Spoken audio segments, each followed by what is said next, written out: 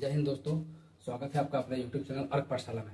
दोस्तों हम class 10th का पिछली क्लास में दो क्लास किए थे पीछे, जिसमें मैंने आप लोगों को संख्या के बारे में बताया था और एक्सरसाइज 1.1 में पहला नंबर क्वेश्चन मैंने आप लोगों को कराया था। यहाँ पे दूसरा नंबर क्वेश्चन है, पहला नंबर क्वेश्चन कराया था और उस पहले नंबर क्वेश्चन में हमारे पास 3 क्वेश्चन थे और मैंने उस तीनों क्वेश्चन को कराया था। और क्या कराया था उसमें, यूक्लिड विभाजन एल्गोरिथम का उपयोग करके HCF निकालना सिखाया था। और अभी हम उसके आगे बढ़ेंगे, क्वेश्चन नंबर दो की ओर चलेंगे।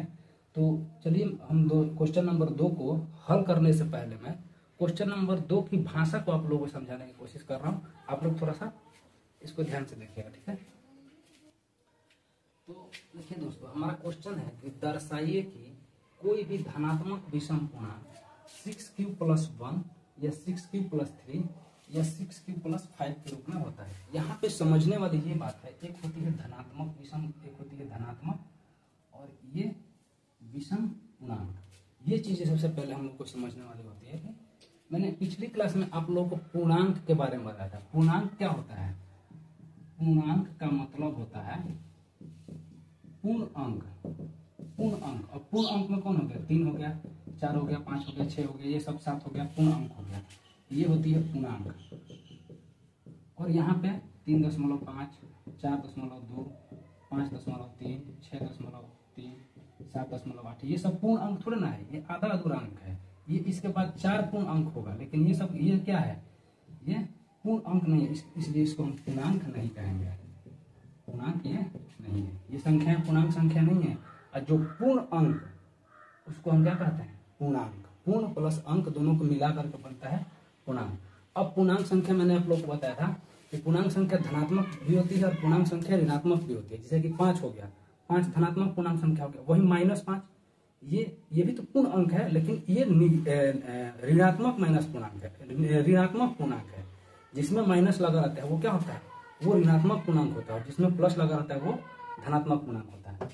तो चलिए मैं आप लोग ये इसमें क्या करना है कि दर्शाइए कोई भी धनात्मक विषम पूर्णांक है, कोई भी धनात्मक विषम पूर्णांक। विषम पूर्णांक कौन है? अर्थात कि 3 है हमारा विषम पूर्णांक, 1 है विषम पूर्णांक, 5 है विषम पूर्णांक, 7 है विषम पूर्णांक। ये सब विषम पूर्णांक है ना। वही 2, 4, 6, 8 ये सब क्या है? सम पूर्णांक है।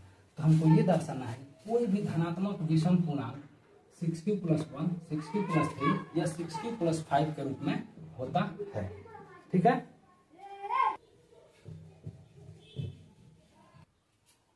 तो दोस्तों हमको यही इसमें प्रूफ करना है कि कोई भी अगर धनात्मक विषम पूर्णांक हम लेते हैं तो वो 6q+1, 6q+3 या 6q+5 के रूप में होता है। तो मान लेते हैं कोई एक ऐसी धनात्मक संख्या है, कोई एक धनात्मक संख्या हम रखेंगे ना, कि जैसे कि मान लेते हैं ये 7 है, कोई धनात्मक संख्या रखेंगे ना, ये विषम पूर्णांक हो गया, ये 9 हो गया, ये 11 हो गया, ये क्या होती है? ये धनात्मक विषम पूर्णांक होती है। तो वैसे ही हम मानेंगे कि ये एक कोई पूर्णांक है, ले लेते हैं।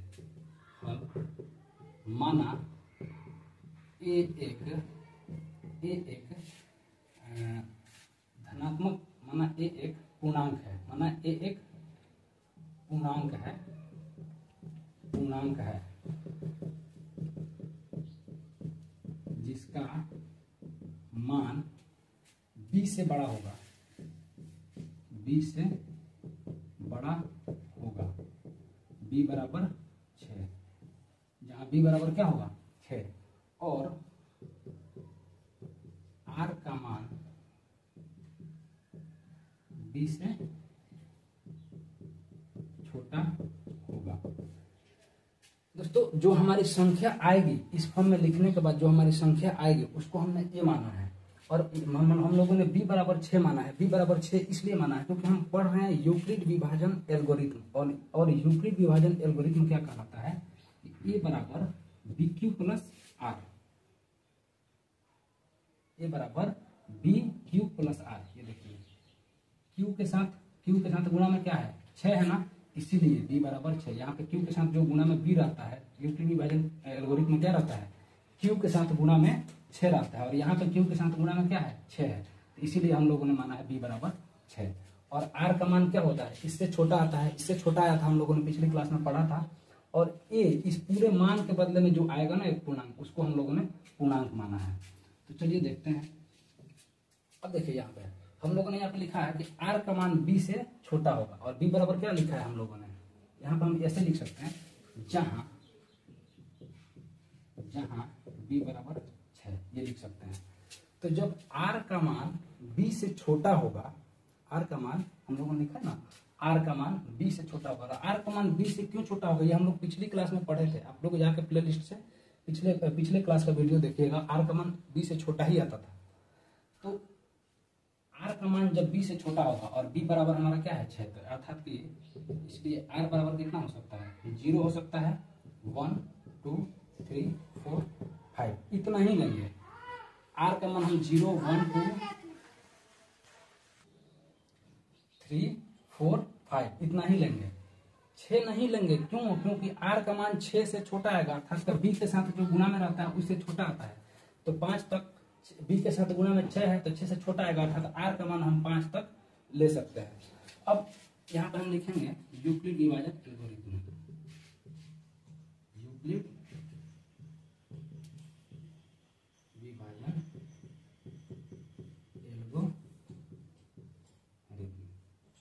यूक्लिड विभाजन प्रमेय लिख सकते हैं आप इसको हिंदी में।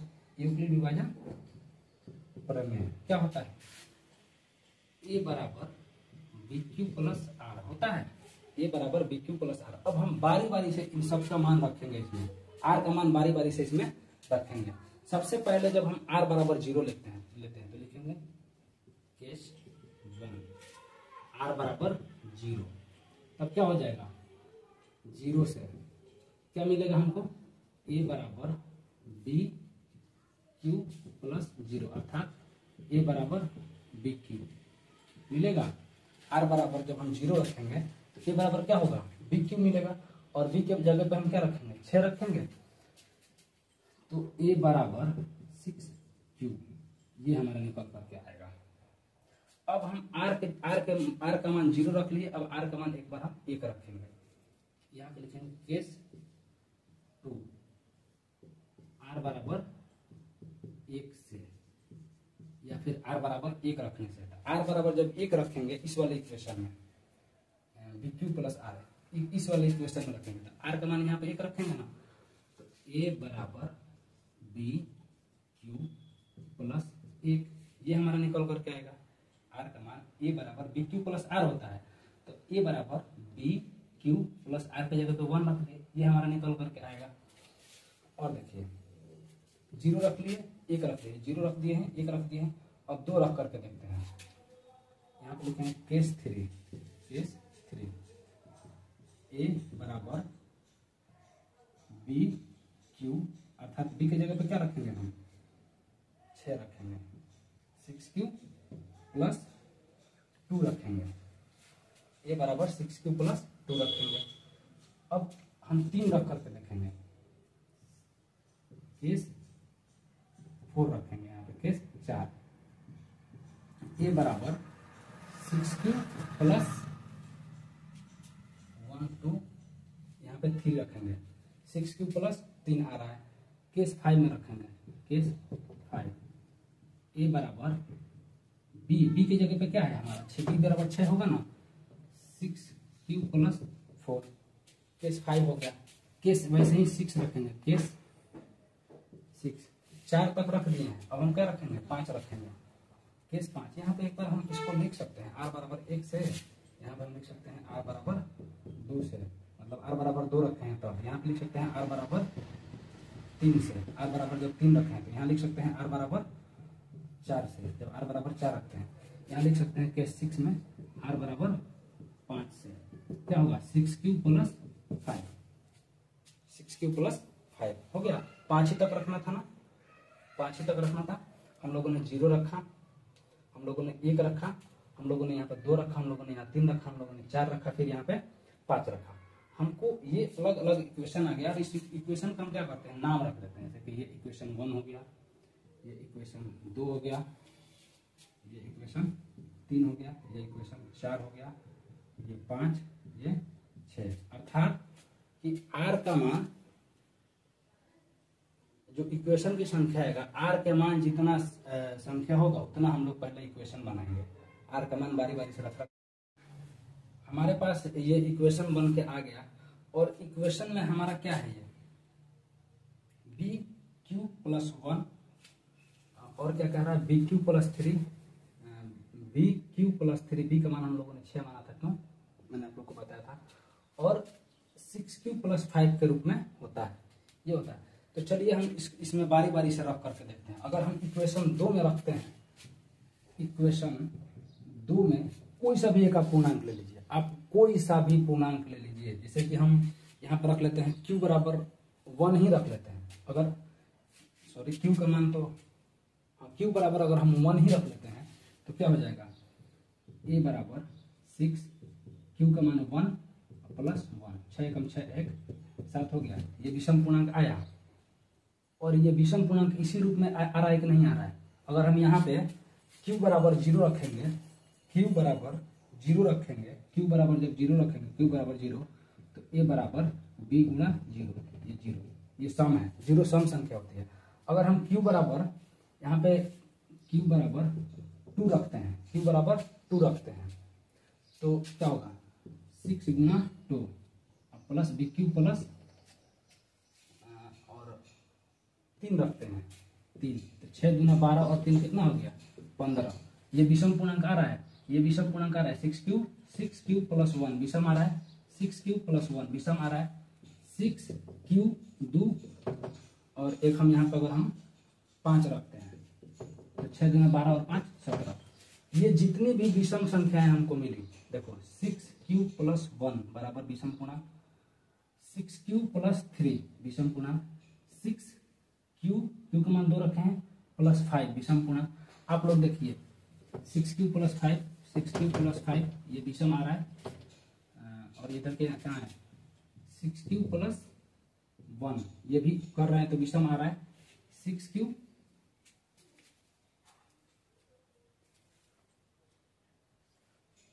और 6q प्लस 0 क्या आ रहा है सम आ रहा है। तो हमको तो ये तो दर्शाना नहीं है, हमको यही दर्शाना है, तो 6q प्लस 1, 6q प्लस 3 या 6q प्लस, ये हम लोगों ने देखा, क्या देखा, कोई भी अगर धनात्मक विषम पूर्णांक है तो वो किस फॉर्म में आ रहा है 6q plus 1, 6q plus 3, 6q plus 5 के रूप में आ रहा है। आप q के जगह पर कुछ भी रखिए और लास्ट में 5 1 3 जोड़िए, वो विषम संख्या है, और यही हमको प्रूफ करना है। तो इसको हम मिटा देंगे, इतना हम एग्जाम में नहीं दिखाएंगे, इतना आप दिखा दीजिएगा लेकिन दिखाना नहीं है। आप लोग इसको मिटा करके यहाँ पे हम एक भाषा लिख सकते हैं कि इस प्रकार इक्वेशन समीकरण कौन सा है 2, 4 और 6 से, समीकरण 2, 4 तथा 6 से यह ज्ञात होता है कि कोई भी धनात्मक विषम पूर्णांक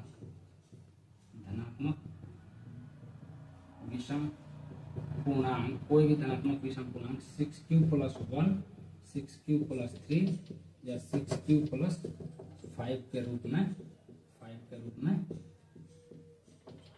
होती है। हो गया हमारा, हम लोग को प्रूफ करना था, हम लोगों ने प्रूफ कर दिया। आप लोग इसमें कुछ भी रख करके देखिए, 6q प्लस 1 में कोई भी धनात्मक 6q q की जगह पर कोई सा भी एक वो रख लीजिए, कोई सा भी एक पूर्णांक रख लीजिए और 6q प्लस 1 कीजिए, वो आपको धनात्मक विषम पूर्णांक मिलेगा, कभी भी सम नहीं मिलेगा, विषम पूर्णांक मिलेगा।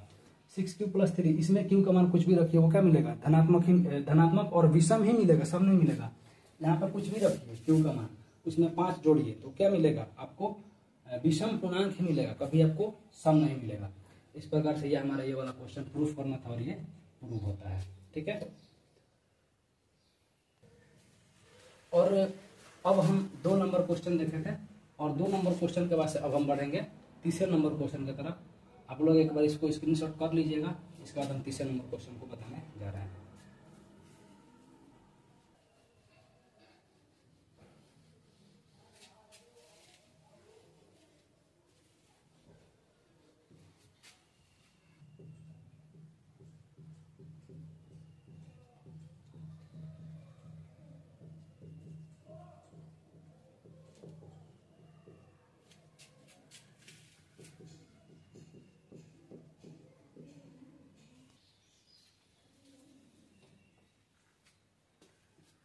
तो दोस्तों हमारा तीसरा नंबर क्वेश्चन है और हम क्वेश्चन नंबर 3 को अभी सॉल्व करेंगे। चलिए मैं आप लोगों को सबसे पहले इस क्वेश्चन को समझा रहा हूँ कि क्वेश्चन कह रहा है कि किसी परेड में एक 616 सदस्यों वाली सेना, मतलब एक सेना परेड कर रही है, एक आर्मी की सेना परेड कर रही है। उसमें कितने सेना है? 616 सैनिक हैं। 616 सदस्यों वाली सेना अर्थात आर्मी के टुकड़े को एक 32 सदस्य वाली आर्मी बैंड के पीछे मार्च करना है। एक 32 सदस्य की सेना है और उसके पीछे एक 616 सदस्यों वाली सेना के पीछे मार्च करना है। ठीक है, दोनों समूहों को समान संख्या वाले स्तंभों में मार्च करना है। दोनों समूहों को समान संख्या वाले स्तंभों में मार्च करना है। इन स्तंभों की अधिकतम संख्या क्या होगी जिसमें वे मार्च कर सकते हैं? मतलब कि दोनों सदस्यों को अगर मिला दिया जाए, कहने का मतलब है कि दोनों सदस्य को अगर मिला दिया जाए तो जो कतार जो बनेगी, जो स्तंभ बनेगी, दोनों को मिलाने के बाद स्तंभों में सैनिकों की संख्या समान होनी चाहिए। जैसे कि अगर मान लेते हैं कि 100 सैनिक है और बराबर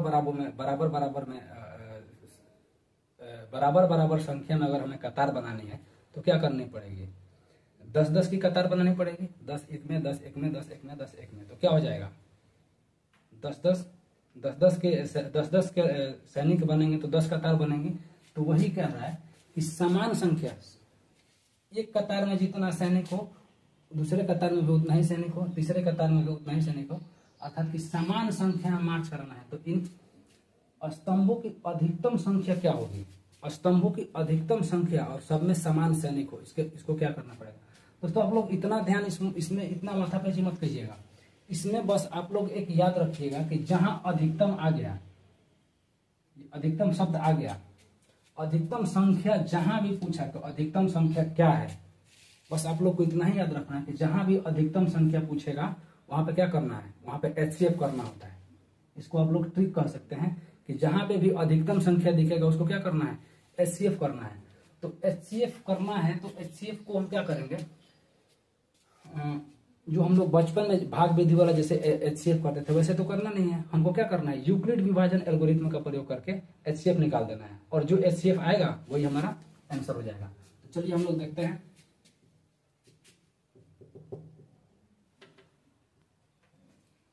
एक एक पॉइंट लिखना है। अगर यहाँ पे आप यहाँ से उसको सॉल्व कर रहे हो तो यहाँ पे हल लिखना है, इससे नंबर नहीं कटेगा, नहीं तो अदरवाइज आपका नंबर कट सकता है।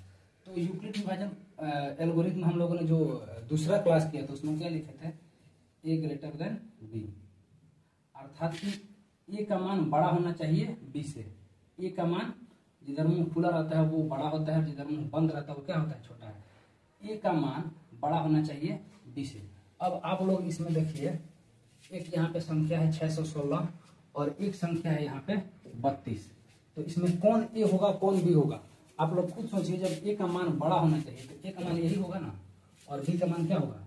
ये होगा। पिछले क्वेश्चन में भी हम लोगों ने A जो पूर्णांक माना था फिर सॉल्व कर रहे थे तो A का मान क्या आता था? B से बड़ा आता था। तो यहाँ A बराबर लिखेंगे 616 है और B बराबर 32। हम लोग यहाँ पे लिख देंगे A बराबर 616 और B बराबर 32। अब यहाँ पे लिखेंगे हम यूक्लिड विभाजन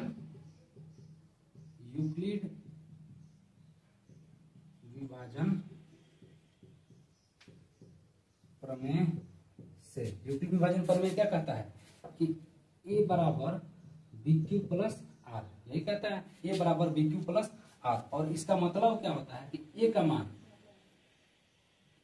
क्या, A का मान अगर Q अगर कोई पूर्णांक हो, R कोई पूर्णांक हो, इसको गुणा करेंगे तो A का मान क्या आएगा?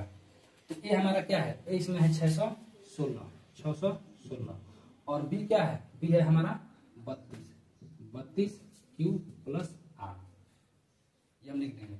ठीक है, A बार ये हो गया। इसमें हम लोग तब तक क्रिया करते हैं जब तक R का मान क्या हो जाता है? R का मान 0 नहीं आ जाता है। अब हमें Q और R का मान निकालना होता है। Q और R का मान हम क्या निकालें? तो चलिए मैं आप लोग को बताता हूँ Q और R का मान कैसे निकलता है। हालांकि हम इसको दूसरे वीडियो में बताए थे। 32 से क्या करना होता है? 616 में भाग करना होता है। 32 और 616, 32 से 616 में क्या करना होता है, भाग करना होता है। तो 32 से कम कितना हो जाएगा, 32।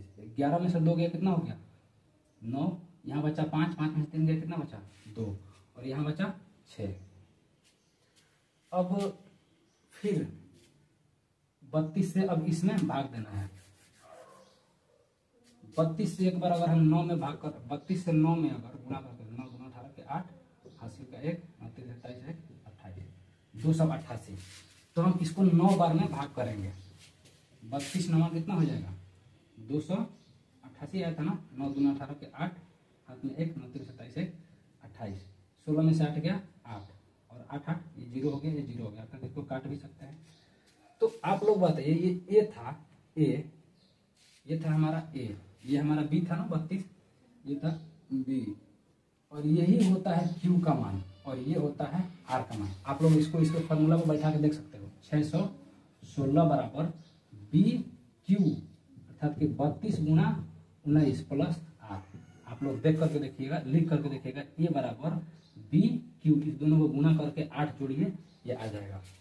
तो हमारा क्यू का मान क्या निकला, क्यू का मान 19 निकला, और आर का मान 8 निकला। तो केस 1 से हम करेंगे। केस 1,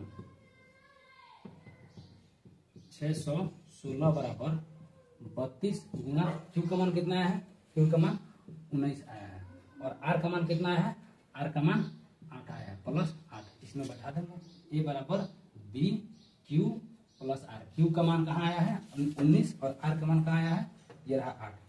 क्यू और आर का मान कैसे निकालते हैं, 616 में 32 से भाग करते हैं, जो भागफल आता है उसको हम क्यू का मान कहते हैं, और जो शेषफल आता है उसको हम आर का मान कहते हैं। यहाँ पे अभी हमारा अंतिम शेषफल 0 नहीं आया है। जब 0 आ गया वहां पे हमारा क्वेश्चन समाप्त होता है। अभी 0 नहीं आया है, अभी क्वेश्चन को हम और आगे बढ़ाएंगे।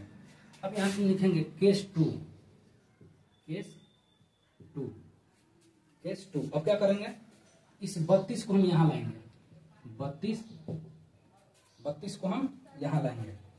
ये हो गया ये, अब हमारा ए का मान ये हो गया ना, 32 हो गया ना हमारा ए का मान। क्यू को जब हम यहाँ लाए तो ए का मान हमारा क्या हो गया, 32 को हम ए के जगह पर लिखते हैं, और 8 को हम कहाँ लाते हैं, यहाँ पे बी के जगह पर लाते हैं, बी क्यू, अर्थात 8 क्यू प्लस आर। हमारा ये निकल गया केस 2 में। 32 को कहाँ रखेंगे, यहाँ पे, और 8 जो आर है उसको हम बी के जगह पर लिख लेते हैं, प्लस आर। ए बराबर बी क्यू प्लस आर। अब यहाँ पे Q और R का मान हमें निकालना है, और कब तक निकालना है इसको, इसके लिए जब तक हम R का मान 0 हमें नहीं मिल जाता है तब तक हमें ये केस 1 केस 2 करते ही जाना है। तो चलिए 8 से हम 32 में अगर भाग देंगे, 8 से 32 में 4 बार में भाग लगेगा, 8 चौके 32। दोस्तों ये A होता है, ये B होता है, ये Q होता है, और ये R होता है। अब यहाँ पे R का मान 0 0 हो गया, अर्थात कट गया, कुछ भी नहीं है। यहाँ पे हमारा क्वेश्चन बन गया। अब सिर्फ आंसर लिखना है बस। आप लोग एक बार इसको 1 मिनट ध्यान से लिखिएगा। ये B होता है, ये A होता है, ये Q होता है, और ये R होता है। इसमें बैठाइए, ये A तो पहले से था, यहाँ पे लिख रहे हैं